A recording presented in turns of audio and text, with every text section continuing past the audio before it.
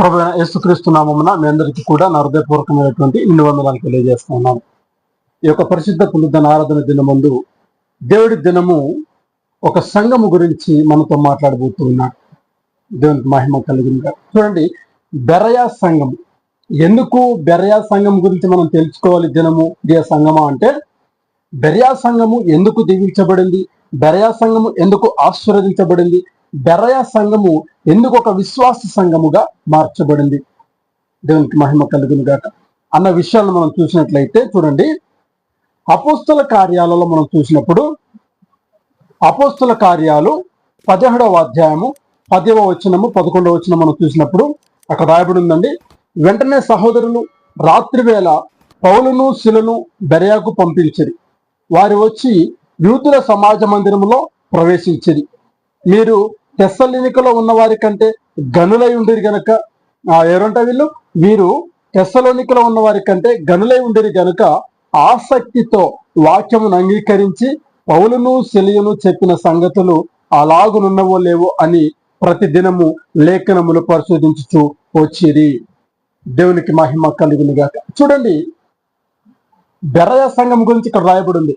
పౌలు శిలలు వారేం చేస్తున్నారంటే, మొదటిగా తెస్సలోనికలో ఉన్నటువంటి ఒక సమాజ మందిరంలో, అంటే తెస్సలోనికలో ఉన్నటువంటి సంఘంలోనికి వెళ్ళి అక్కడ యేసుక్రీస్తు ప్రభువారు నిజమైన దేవుడని, ఆయన పునరుద్ధానుడని, యేసుక్రీస్తు ద్వారానే రక్షణ ఉన్నదని, యేసుక్రీస్తు ద్వారానే మనకు ఆ పరలోక రాజ్యం ఉన్నదని వారు అక్కడ క్రీస్తును, నిజమైన క్రీస్తును ప్రకటిస్తూ ఉన్నారు. అయితే తెస్సలోనిక సంఘంలో కొందరు ప్రజలు, స్త్రీలు విశ్వసిస్తున్నటువంటి క్రమంలో అక్కడ పడనటువంటి యూదులు కొంతమంది ఏం చేస్తారంటే, ఆ పనిపాటు లేని వారిని వెంటబెట్టుకొని వచ్చి, ఇతడు మరి ఇక్కడ సమాజ మందిరంలో అనేకులను మారుస్తున్నాడు, మత బోధ చేస్తా ఉన్నాడు అని చెప్పేసి అని వాళ్ళు ఏం చేశారంటే, వారిని ఆ ప్రాంతం నుంచి ఎలాగైనా పంపించి వేయాలని చెప్పేసి వారు మీరు కుట్ర పన్నినప్పుడు ఆ యొక్క సంగతి వారు గ్రహించిన వారుగా అక్కడున్న కొందరు సహోదరులు ఏం చేశారంటే, పౌలు శిలయును వారిని రాత్రికి రాత్రే వేరొక చోటికి పంపించారు. వీరు వచ్చినటువంటి ఆ ప్రాంతం ఏంటంటే బెరయా అనే ఒక ప్రాంతానికి వీరు వచ్చారు.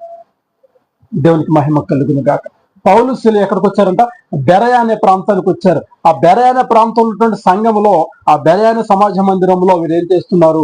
వెళ్ళి అక్కడ మరలా దేవుని సువార్తను ప్రకటించడం ప్రారంభించారు. దేవునికి మహిమ కలుగునుగా. చూడండి, సువార్తను ప్రకటిస్తూ ఉన్నారు. ఆ బెరయా సంఘంలో దేవుని మహిమను గురించి వెల్లడిపరుస్తూ ఉన్నారు.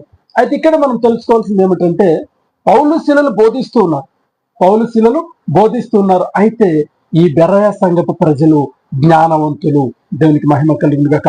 ఈ బెరయా సంఘం యొక్క ప్రజలు జ్ఞానవంతులు. వాళ్ళు ఏం చేస్తున్నారంటే, పౌలు శిలయు వీరు చెప్పేది ఎంతవరకు నిజము, ఎంతవరకు వాస్తవము అని వారు ఏం చేస్తున్నారంటే, ఆ యొక్క వాక్యాన్ని పరిశీలిస్తా ఉన్నారంట. గ్రంథాలలో ఈ వాక్యాలు రాయబడి ఉన్నవా, ప్రతి దినము అంట లేఖనాలు పరిశోధించుతూ వస్తున్నారంట.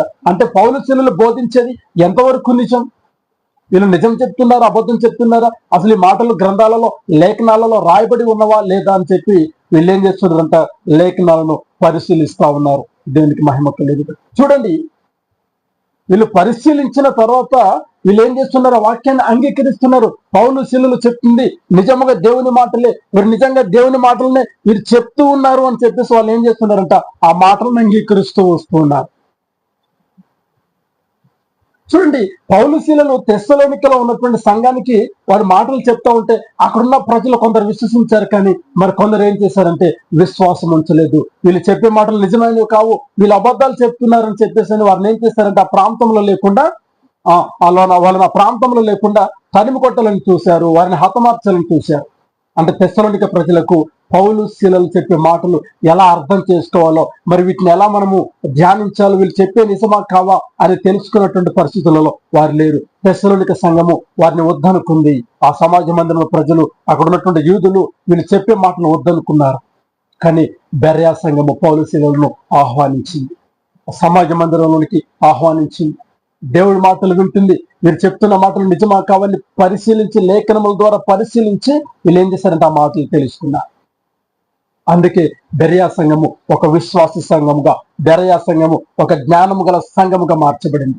ప్రియ సంఘమా, ప్రియ సహోదరి సహోదరుడా, ఈనాడు నీవెలా ఉంటూ ఉన్నా?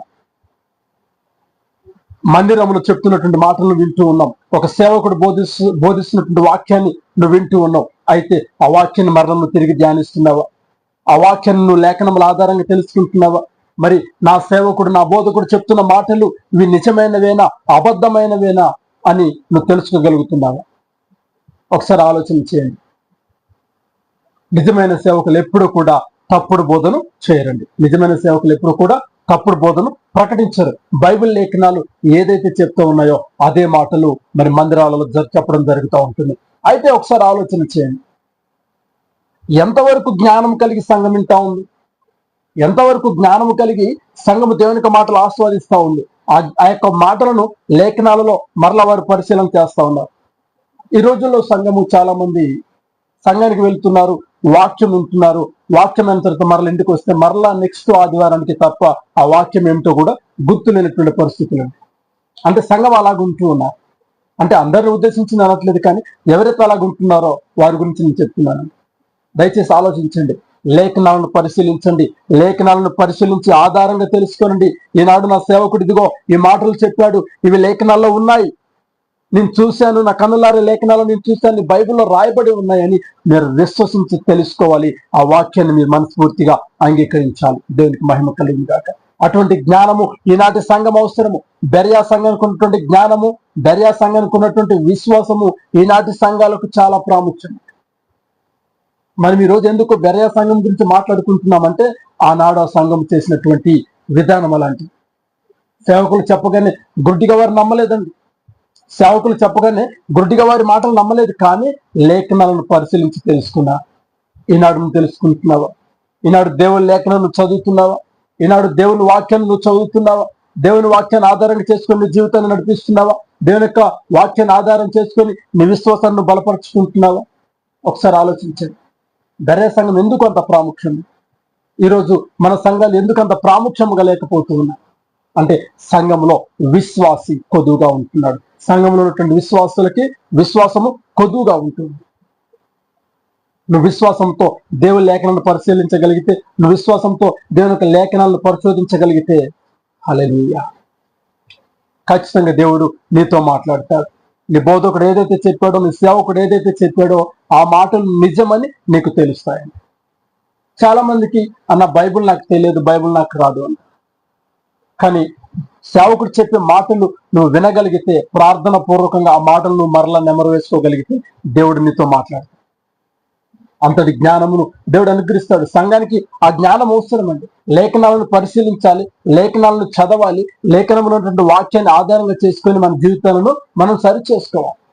అయితే అక్కడ ఒక మాట రాయబడి ఉంటుందండి, అపోస్తల కార్యములు 10:12లో, అందుచేతనే వారిలో అనేకులను ఘనత గల గ్రీసు దేశస్తులైన స్త్రీలలోను పురుషులను చాలా మంది విశ్వసించిరి. దేవునికి మహిమ కలుగును గాక. దేవునికి మహిమ కలుగును గాక. చూడండి, వినిన బోధ నిజమేనా కాదా అన్న దానిని ధృవీకరించేందుకు ప్రతిరోజు కూడా వారు గ్రంథాలను పరిశీలించేవారు. అందుకే వాళ్ళలో చాలా మంది గ్రీసు దేశస్తులు స్త్రీలను పురుషులను ఎలా ఉన్నారంట? ఘనత నిందిన వారుగా ఉన్నారంట. ఈనాడు దేవుడు ఈ యొక్క మరి ఈ మాటలు వింటున్నటువంటి ప్రతి సంఘాన్ని కూడా దేవుడు ఘనత నిందిన సంఘముగా మార్చును గాక.